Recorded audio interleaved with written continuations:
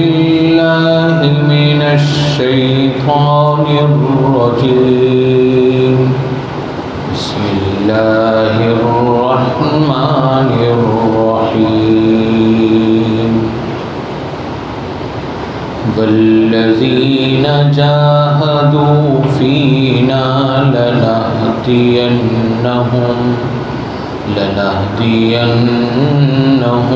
سبلنا.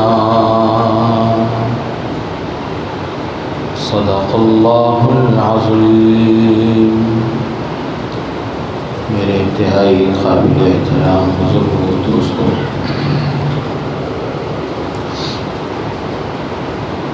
آج کل کی زندگی میں اور ہمارے ارد گرد کے ماحول میں گناہ اتنی کثرت سے اور اتنے مختلف الاقسام قسم کے گناہ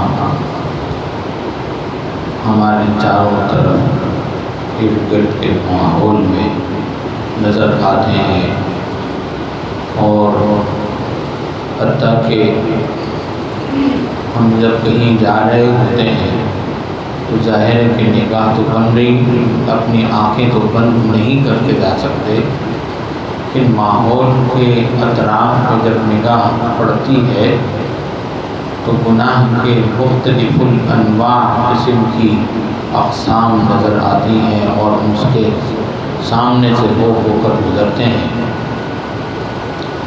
پھر اکثر جب کسی کو دعوت دینی ہوتی ہے اور کسی کو ہم دیکھتے ہیں کہ وہ گناہوں کی زندگی میں ملوث ہے یا کسی خاص گناہ میں پڑا ہوا ہے، اور اس کو ہم چاہتے ہیں کہ خیر خواہی کے ساتھ نصیحت کریں اور دعوت دے کے اس کو اس گناہ کی دلدل سے نکال دیں باہر، تو سامنے سے یہ جواب سننے کو ملتا ہے کہ جی ہمارے لیے اس گناہ کو چھوڑنا آسان نہیں ہے، اور ہم اس گناہ کو اب چھوڑ نہیں سکتے، اس کی لت پڑ گئی ہمیں، لہذا ہم اس کو چھوڑ نہیں سکتے، اس کو چھوڑنا ہمارے لیے آسان نہیں، لوگ کہتے ہیں۔ میں نے آج موضوع اختیار کیا ہے کہ گناہ کو چھوڑنے کا آسان طریقہ کیا ہے، گناہ کی زندگی سے اپنے آپ کو نکالنے کا آسان ترین راستہ، آسان ترین طریقہ قرآن و حدیث میں اللہ اور اللہ کے رسول نے ہمیں کیا بتایا اور سکھلایا ہے۔ سب سے پہلے تو گناہ کی تعریف سمجھ لیجیے۔ ایک صحابی نے رسول اللہ صلی اللہ علیہ وسلم سے سوال کیا کہ یا رسول اللہ گناہ کسے کہتے ہیں؟ حضور سے سوال کیا کہ یا رسول اللہ گناہ کسے کہتے ہیں؟ نبی کریم سرکار دو عالم صلی اللہ علیہ وسلم نے ارشاد فرمایا الاسم ما حاک فی صدرک وکرہت ان یطلع علیہ الناس۔ گناہ وہ ہے جو تمہارے دل میں کھٹ کے، ما حاک فی صدری، جو تمہارے دل میں کھٹ کے، وکرہت ان یطلع علیہ الناس، اور اس گناہ کے فعل پر لوگوں کے مطلع ہونے کو تم ناپسند سمجھو، اور اس بات کو اچھا نہ سمجھو کہ یہ کام لوگوں کے درمیان کر لیا جائے، اور لوگوں کے درمیان کرنے کو اچھا نہ سمجھو۔ رسول اللہ صلی اللہ علیہ وسلم نے فرمایا کہ یہ گناہ ہے۔ جس کام کو انسان لوگوں کے سامنے نہ کر سکتا ہو، لوگوں کے درمیان نہ کر سکتا ہو، تو تنہائی میں اس کو یہ سوچنا چاہیے کہ اگر کبھی دل میں داعیہ پیدا ہو اور خیال پیدا ہو رہا ہو تو دل میں اس کو فوراً یہ خیال کرنا چاہیے کہ مجھے اللہ دیکھ رہا۔ جیسے میں لوگوں کے دیکھنے سے، لوگوں کے درمیان کرنے سے کہ لوگ دیکھ رہے ہوتے مجھے اجتناب کرتا، اس طرح اللہ مجھے دیکھ رہا ہے۔ جب یہ خیال ذہن میں اور دل میں پکا اور مستحکم رہے گا تو پھر انسان گناہ کی طرف نہیں جائے. قرآن کریم کی ایک آیت میں نے پڑھی ہے، بڑی عجیب آیت. اللہ جل شانہ نے بیان فرمایا، ارشاد فرمایا کہ والذین جاہدوا فینا لنہدینہم سبلنا. جو لوگ ہمارے راستے ہماری طرف آنے میں، اللہ کا راستہ اختیار کرنے میں، یعنی اللہ کی فرما برداری اور اطاعت کے راستے کو اختیار کرنے میں تھوڑی سی بھی کوشش کر لیں گے. والذین جاہدوا فینا، جو لوگ ہمارے راستے میں آنے کی کوشش کر لیں گے. اور ہمارے حضرت حکیم علامہ تھانوی رحمۃ اللہ علیہ نے ترجمہ یہ فرمایا کہ تھوڑی سی بھی کوشش کر لیں گے، جس کو کہتے ہیں انسان کی اپنی طلب ظاہر کرنا، انسان کے اندر ایک فکر ہو، طلب ہو، تھوڑی سی بھی کوشش کر لیں گے. لنہدینہم سبلنا.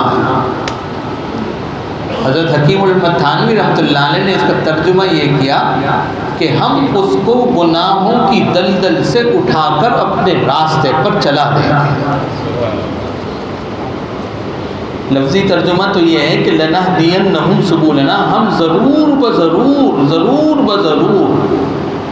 یہ جو لوگ عربی گرامر سے واقف ہوں گے وہ جانتے ہوں گے کہ لنہدینہم کا جو صیغہ ہے لام تاکید کا ہے اور پھر نون ثقیلہ تاکید کا ہے. ڈبل تاکید کے ساتھ اللہ نے فرمایا ہم ضرور بضرور ان کو اپنے راستے پر ہدایت عطا فرما دیں.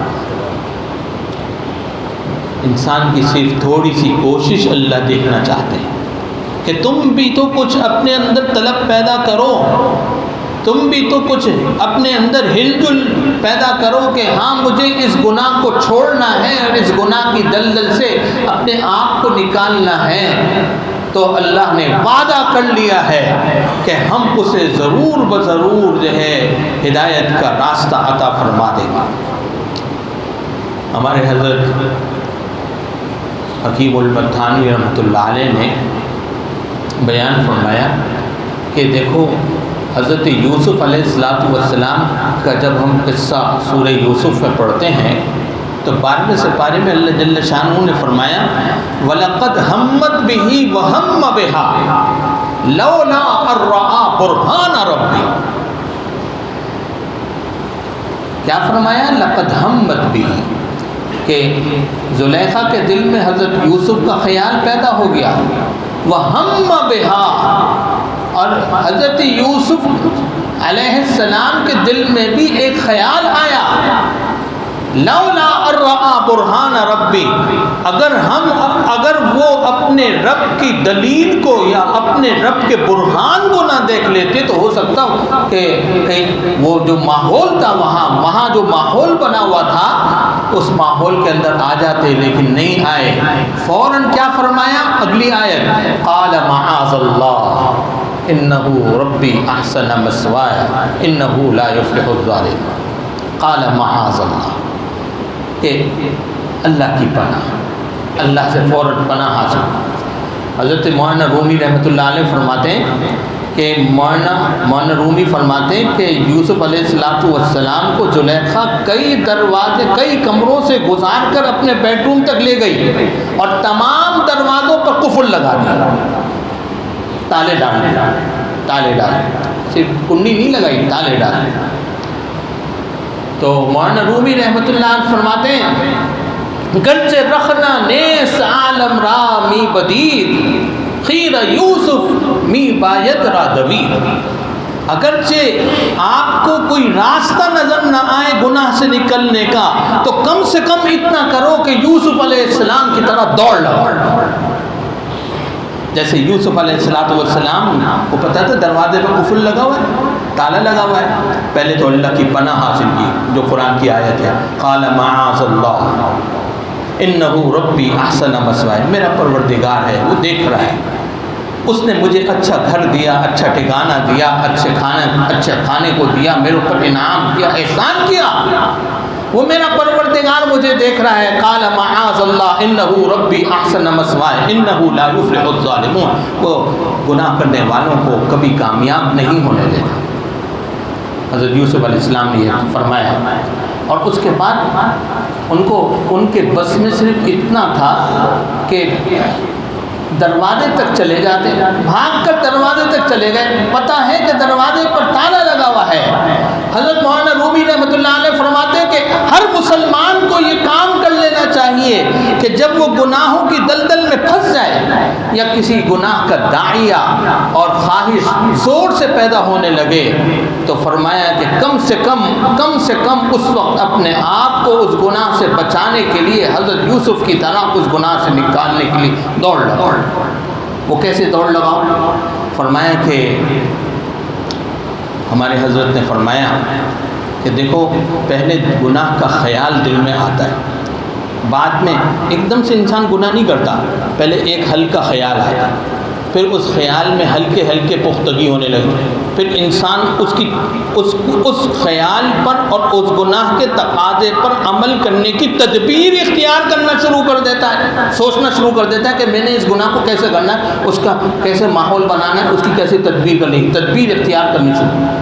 فرمایا کہ جب پہلا خیال آئے جو کہ گناہ کا چھوٹا ادنا خیال, کمزور خیال ہے, فرمایا کہ جیسے ہی وہ آئے فوراً اپنے اوپر دوسرا خیال اللہ کے دیکھنے کا, اللہ کے خوف کا, اللہ کے عذاب کا طاری کرو اور اللہ سے پناہ مانگو, تحفظ پڑھو, پناہ مانگو, اعوذ باللہ من الشیطان الرجیم پڑھو, لا حول ولا قوت الا باللہ العلی العظیم پڑھو. اور ہمارے حضرت نے فرمایا اس مجلس سے نکل جاؤ. جس مجلس میں گناہ کا تقاضا پیدا ہو رہا ہے, گناہ کا دل میں داعیہ آ رہا ہے, خواہش پیدا ہو رہی ہے, اس مجلس کو چھوڑ کر اس مجلس کو تبدیل کر لو اور اپنے اوپر جو ہے کوئی دوسرا خیال لے آؤ. اور حضرت نے فرمایا کہ قرآن کریم کی ایک آیت اللہ تعالیٰ نے ہم کمزور مسلمانوں کے لیے نازل فرمائی ہے, دعائیہ آیت, ربنا لا تزغ قلوبنا بعد اذ هديتنا وهب لنا من لدنك رحمة انك انت الوهاب. ہمارے سارے حضرت تھانوی کے خلفاء جتنے بھی ہیں, حضرت تھانوی سے سلسلے کے جتنے بھی حضرات بزرگ حضرات ہیں, خلفاء اکابر ہیں, وہ فرماتے ہیں کہ یہ ایک ایسی آیت ہے کہ آپ اگر ہدایت کے راستے پر ہیں تو اللہ تعالیٰ سے یہ دعا مانگتے رہیں گے, کبھی بھی گناہ کا خیال یقیناً آئے گا. انسان بشر ہے اور بشر کے اندر گناہ کا جذبات اللہ نے رکھے ہیں. خود حدیث پہ رسول اللہ صلی اللہ علیہ وسلم نے فرمایا ہے کہ کل بنی آدم خطاء وخیر الخطائین التوابون. تمام بنو آدم خطا کار اور گناہ گار ہوتے ہیں. گناہ کا داعیہ ان کی طبیعت کا حصہ بنایا گیا ہے. یہ شہوت اور گناہ کا خواہش پیدا ہونا ان کی طبیعت کا نیچرل ہے. لیکن فرمایا کہ جب ایسا ہو جائے تو اللہ سے ہدایت پر برقرار رہنے کی دعا کرو کہ ربنا لا تزغ قلوبنا بعد اذ ہدیتنا وہب لنا من. اے اللہ ہمیں ہدایت کے راستے سے گمراہ نہ کرنا, اللہ ہمیں ہدایت کے راستے سے نہ ہٹانا, ہمارے دلوں میں کجی پیدا نہ کرنا. بعد اذ ہدیتنا, بعد اس کے کہ آپ نے ہمیں ہدایت دے دی, وہب لنا من لدنک رحمہ, اور ہمیں اپنی طرف سے خاص رحمت عطا فرما. ہمارے حضرت حکیم التھانی رحمۃ اللہ علیہ فرماتے ہیں کہ دیکھو انسان کے دل پہ کبھی نیکی کا خیال آتا ہے, کبھی گناہ کا بھی خیال آتا ہے. دونوں خیالات ہمارے دلوں میں آتے رہتے ہیں. کبھی کسی اچھے کام کے کرنے کا خیال آتا ہے. فرمایا جب اچھے کام کے کرنے کا خیال آتا ہے یہ اللہ کی ایک رحمت ہوتی ہے, یہ اللہ کی ایک نعمت ہوتی ہے. یہ بھی ایک, اور حضرت نے اس کو یوں بھی فرمایا کہ یہ اللہ کا ایک مہمان ہوتا ہے جو تمہارے دل میں اترا ہے کہ نیکی کا خیال پیدا ہو. ایک مہمان ہوتا ہے. آپ قرآن کی اصطلاح کے مطابق اگر اس کو سمجھنا چاہتے ہیں تو رحمت ہے, اور صوفیہ کی اصطلاح کے مطابق سمجھنا چاہتے ہیں تو نعمت ہے اور اللہ کا ایک مہمان ہے. فرمایا کہ جیسے ہی ایک نیکی کا خیال پیدا ہو تو فوراً اس نیکی کے تقاضے پر عمل کر لو. ابھی جیسے میرے دل میں میں راستے سے گزر رہا ہوں تو میں نے دیکھا کہ کوئی تکلیف دہ چیز راستے میں پڑی, ایک لمحے کے لیے خیال آئے گا اس کو راستے کے لیے ہٹا دوں، فوراً خیال آئے گا کہ راستے سے ہٹا دوں، لیکن یہ بھی ہو سکتا ہے میں گزر جاؤں وہاں سے۔ فرمایا کہ جیسے ہی آپ کے دل کے اندر نیکی کا خیال اور پیدا ہوا ہے، وہ اللہ کا ایک مہمان ہے، رحمت ہے اللہ کی، جس کو یہاں دعا میں مانگا گیا ہے کہ ربنا لا تزغ قلوبنا بعد اذ ہدیتنا وہب لنا من لدنک رحمہ۔ یہ جو رحمت مانگی یہ کیا چیز ہے؟ نیکی مانگی کہ حب لنا من لدنک رحمہ۔ ابھی گناہ کا جو تقاضا پیدا ہو رہا ہے، اے اللہ اس کو زائل فرما دیجیے، نیکی کا تقاضا دل میں پیدا فرما دیجیے، نیکی کی رغبت عطا فرما دیجیے۔ ابھی اکثر میرے سے جو متعلق لوگ ہیں، کبھی کبھی کسی کا فون آتا ہے کہ جی حضرت ہم فلاں گناہ کے اندر ہیں اور یہ ہم سے چھوٹتا نہیں، ہم کیا کریں؟ تو ہمارے اکابر نے یہ فرمایا کہ ہر نماز کے بعد جو ہے ربنا لا تزغ قلوبنا بعد اذ ہدیتنا وہب لنا من لدنک رحمہ انک انت الوہاب، سورہ آل عمران کی پہلے رکوع کی آیت ہے۔ تو فرمایا کہ اس کو کم سے کم 3 بار توجہ سے پڑھ لیا کرو، اسی نیت سے کہ اللہ ہدایت پر برقرار رکھیں اور گناہ سے بچا کے رکھیں، تو اللہ تعالیٰ ہدایت عطا فرماتے ہیں، گناہ سے بچا کے رکھیں۔ صحابہ اکرام رضوان اللہ مجمعین، ظاہر وہ بھی انسان تھے، انبیاء علیہ السلام تو گناہوں سے معصوم ہوتے ہیں، لیکن صحابہ انسان ہیں۔ حضور اکرم صلی اللہ علیہ وسلم سے پوچھتے تھے آ کر کہ یا رسول اللہ، اگر دل میں کبھی گناہ کا تقاضا پیدا ہوتا تو پوچھتے تھے کہ یا رسول اللہ گناہ کا تقاضا پیدا کیا کروں؟ اتنی بے تکلفی تھی حضور اکرم صلی اللہ علیہ وسلم کے ساتھ کہ ایک صحابی آ گئے، عرض کیا کہ یا رسول اللہ میرے دل میں، میرے اندر جو ہے وہ تقاضا شدید ہو رہا ہے کہ میں شادی کر لوں، یعنی کہ ایک جذبہ زیادہ بن رہا ہے، تقاضا پیدا ہو رہا ہے، لیکن یا رسول اللہ میرے پاس تو شادی کرنے کے لیے کچھ ہے ہی نہیں، فقر و فاقے کا زمانہ تھا، یا رسول اللہ میرے پاس شادی کرنے کے لیے تو کچھ ہے ہی نہیں۔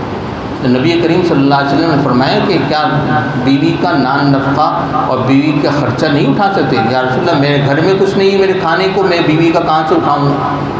تو نبی کریم صلی اللہ علیہ وسلم سے عرض کرنے لگے کہ یا رسول اللہ مجھے اجازت دے دیجیے، خواہش بہت زیادہ ہو رہی ہے اور شادی کرنے کے حالات نہیں ہیں، تو مجھے اجازت دے دیجیے کہ میں اپنے آپ کو نامرد کر لوں۔ تو نبی کریم صلی اللہ علیہ وسلم نے فرمایا کہ نہیں، اس کی اجازت نہیں ہے، تمہارے جسم کے سارے اعضاء اللہ کی امانت ہیں۔ اب اگر یہ تقاضا تمہارے دل میں پیدا ہو رہا ہے اور تم شادی بھی نہیں کر سکتے، تو اب ایک کام کرو، اللہ نے اس کا حل جو ہے روزوں میں رکھا ہے، روزے رکھو۔ رسول اللہ صلی اللہ علیہ وسلم نے فرمایا کہ اب اللہ نے اس کا حل، اس کا علاج تمہارے لیے روزوں میں رکھا ہے، روزے رکھو، کثرت سے روزے رکھو، کثرت سے روزے رکھو، تمہارے اندر سے یہ خواہشات اور یہ جذبہ جو اس وقت زیادہ ابھر رہا ہے مغلوب ہو جائے گا۔ چنانچہ آپ جانتے ہیں قرآن کریم اللہ جل شانہ نے فرمایا کتب علیکم الصیام کما کتب علی الذین من قبلکم لعلکم تتقون، کہ یہ روزے جو ہیں تقوی پیدا کرتے ہیں، روزے پرہیزگاری پیدا کرتے ہیں، روزے رکھنے سے انسان کے اندر خواہشات مغلوب ہو جاتی ہیں اور گناہ کے جذبات مغلوب ہو جاتے ہیں۔ ہمارے حضرت حکیم احمد تھانوی رحمۃ اللہ علیہ نے ایک اور بات بھی فرمایا کہ بھائی کبھی اگر کسی جگہ کسی ماحول میں پھنس جاؤ اور کسی جگہ بہت زیادہ گناہ کا ماحول ہو، وہاں پھنس گئے، اب تقاضا بھی دل پہ بہت زیادہ گناہ کا پیدا ہو رہا ہے، تو پھر ایک کام کرو کہ اس وقت فوراً اللہ سے یہ دعا مانگو، رب انی مغلوب فانتصر، رب انی مغلوب فانتصر۔ دیکھیں جس طرح یہ دعا جو ہے دشمنوں کے غلبے سے بچنے کے لیے مانگی جاتی ہے، جس طرح یہ دعا اپنی پریشانیوں سے نکلنے کے لیے مانگی جاتی ہے، تو گناہ سے بھی انسان بعض اوقات مغلوب ہو جاتا ہے، گناہ کے جذبات سے بھی انسان بعض اوقات مغلوب ہو جاتا ہے۔ اگر گناہ کے جذبات اپنے عقل اور دماغ پر اور دل پر طاری ہو چکے ہیں اور آپ اپنے آپ کو بے بس سا محسوس کرتے ہیں، تو ہمارے حضرت نے فرمایا کہ اس وقت جو ہے اللہ سے دعا مانگو، رب انی مغلوب فانتصر، اے اللہ میری مدد فرما دے، میں مغلوب ہو گیا، میں پھنس گیا، میں مغلوب ہو گیا، میں پھنس گیا۔ دیکھیے کیسی مدد آئے گی جب اللہ کو آپ نے پکار لیا، جیسے یوسف علیہ السلام نے اللہ کو پکارا، قال معاذ اللہ، جب یوسف علیہ السلام نے اللہ کو پکارا، اللہ کی مدد آئی، جس دروازے میں پہنچتے تالا خود بخود کھل جاتا تھا۔ اسی طرح جب کسی گناہ کے ماحول میں آپ اللہ کو پکاریں گے اور اللہ سے مدد مانگیں گے کہ ربی انی مغلوب فانتصر، اللہ راستے کھول دیں گے اس گناہ سے نکلنے کے، جذبات آپ کے ختم ہو جائیں گے، اللہ راستے کھول دیں گے اس گناہ سے نکلنے کے۔ میرے دوست بزرگوں، ہمارے تمام اکابر فرماتے ہیں کہ دیکھو، گناہ کا تقاضا پیدا ہو جانا یا خیال آ جانا یا دل میں اس کی خواہش ہونا، یہ تو انسان ہونے کے ناطے ایک فطری بات ہے، لیکن اپنے آپ کو اس سے نکالنا ضروری ہے، اور ہمیں حکم ہے کہ ہم فوراً ان جذبات کو قابو کر لیں اور آگے بڑھنے سے اپنے آپ کو بچائیں، اس کے اوپر اپنے ارادے کو پختہ کرنے سے بچائیں۔ اس لیے کہ حدیث میں آتا ہے، رسول اللہ صلی اللہ علیہ وسلم نے فرمایا کہ گناہ کے کرنے سے جتنا گناہ ملتا ہے، اتنا ہی گناہ کا پختہ ارادہ کر لینے سے بھی گناہ کرنے کے برابر گناہ ملتا ہے۔ تو پختہ ارادہ بنانے سے پہلے چھوڑ دینا چاہیے خیال کو۔ اور قرآن کریم میں اس کے لیے اللہ جل شانہ نے فرمایا، ربنا لا تؤاخذنا ان نسینا او اخطأنا، اگر غلطی ہو جائے، کبھی انسان سے بھول چوک ہو جائے تو فوراً اللہ کی طرف رجوع کرے اور اللہ سے معافی مانگے۔ ربنا لا تؤاخذنا ان نسینا او اخطأنا ربنا ولا تحمل علينا اصرا كما حملته على الذين من قبلنا ربنا ولا تحملنا ما لا طاقة لنا به واعف عنا واغفر لنا وارحمنا انت مولانا فانصرنا على القوم الكافرين۔ دل پاک ہو جائے گا، دل صاف ہو جائے گا۔ میرے دوستو بزرگوں، یہ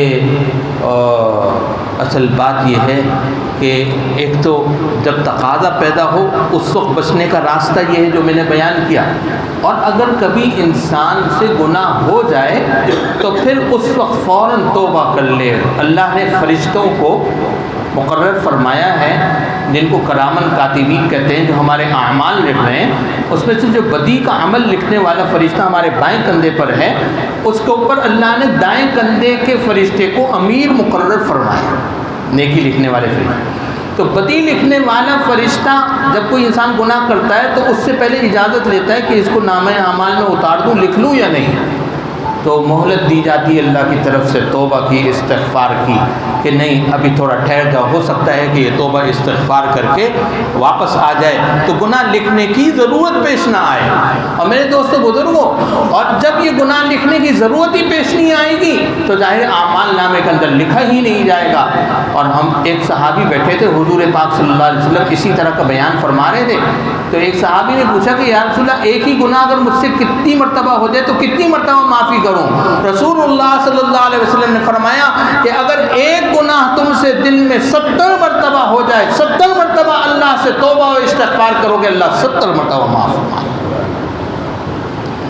اللہ کی مغفرت تو اتنی ہے، اللہ کی رحمت اتنی ہے، وہ گناہ کرنے سے پہلے بھی بچانا چاہتا ہے۔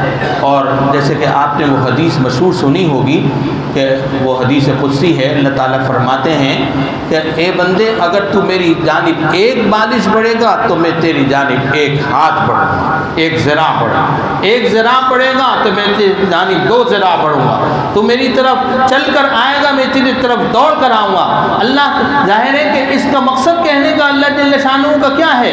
فرمانے کا مقصد یہ ہے کہ اللہ جل شانہ فرمانا چاہتے ہیں کہ اگر تم اپنی کوئی چھوٹی سی بھی طلب دکھاؤ گے اپنے آپ کو بچانے کی، گناہوں سے نکالنے کی، تو میں تمہیں اس سے زیادہ قبولیت عطا فرماؤں گا اور ہدایت کے راستے پر لے کے آؤں۔ اللہ ہم سب کو عمل کی توفیق عطا فرمائے۔ وآخر دعوانا الحمدللہ رب العالمین۔ اللهم لك الحمد كما أنت أهل ولك الشكر كما أنت أهل۔ ربنا ظلمنا أنفسنا وإن لم تغفر لنا وترحمنا لنكونن من الخاسرين۔ ربنا هب لنا من أزواجنا وذرياتنا قرة أعين وجعلنا للمتقين إماما۔ اللهم اغفر لنا ذنوبنا جدنا وهزلنا۔ اللهم اغفر لي ذنبي كله دقه وجله وأوله وآخره وعلانيته وسره۔ اللہ ہم سب کی مغفرت فرما، اللہ ہم سب کے گناہوں کو معاف فرما، اللہ ہم سب کی بال بال بخشش فرما۔ اللہ ہمارے والدین میں سے، نمازیوں میں سے، متعلقین میں سے جن کا انتقال ہو گیا ان کی مغفرت فرما۔ اللہ حضور کی پوری امت کی مغفرت فرما۔ اللہ ہم سب کو گناہ کی نفرت عطا فرما، نیکی کی رغبت عطا فرما، گناہ چھوڑ دینے کی توفیق عطا فرما۔ اے اللہ گناہ سے اجتناب اور پرہیزگاری اختیار کرنے کا راستہ آسان فرما۔ اے اللہ ہدایت کے راستے پر گامزن فرما۔ اے اللہ ہدایت کو ہمارے لیے آسان فرما اور ہدایت کے لیے ہمیں قبولیت عطا فرما۔ اے اللہ حضور نے دعا فرمائی، اللہم اہدنا واہد بنا ویسر الہدی لنا۔ اللہ ہمیں بھی ہدایت عطا فرما، ہمارے ذریعے سے بھی ہدایت عطا فرما اور ہدایت کے راستے کو ہمارے لیے آسان بھی فرما۔ اے اللہ اپنے فضل و کرم سے عافیت عطا فرما، تمام عافیت عطا فرما، دوام عافیت عطا فرما، شکر عافیت عطا فرما، جان کی، مال کی، عزت کی، آبرو کی حفاظت فرما، رزق حلال عطا فرما۔ اے اللہ رزق حلال عطا فرما، اللہ رزق نئے مواقع پیدا فرما، اللہ نئے وسائل اور ذرائع رزق عطا فرما۔ اے ارحم الراحمین حاجات کو پورا فرما۔ اللہ جتنے بھی لوگ بیٹھے ہیں اللہ سب کے تقاضوں کو، سب کی مرادوں کو، سب کی حاجات کو اپنی غیب کی قدرت و کن فیکون سے پورا فرما۔ تقبل منا انک انت السمیع العلیم وتب علینا انک انت التواب الرحیم۔ صلی اللہ تعالی علی خیر خلق محمد وآلہ واصحابہ اجمعین برحمتک یا ارحم۔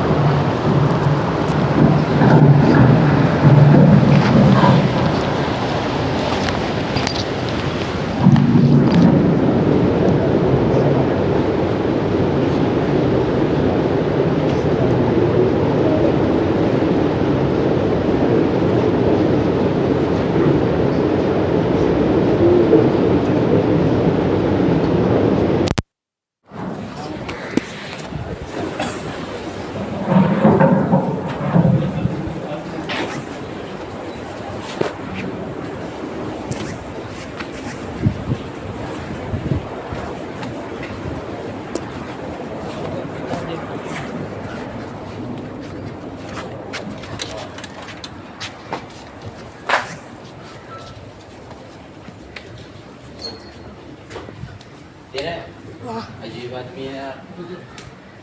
ایک منٹ موبائل دیکھا ایک قسم سے اللہ کی میں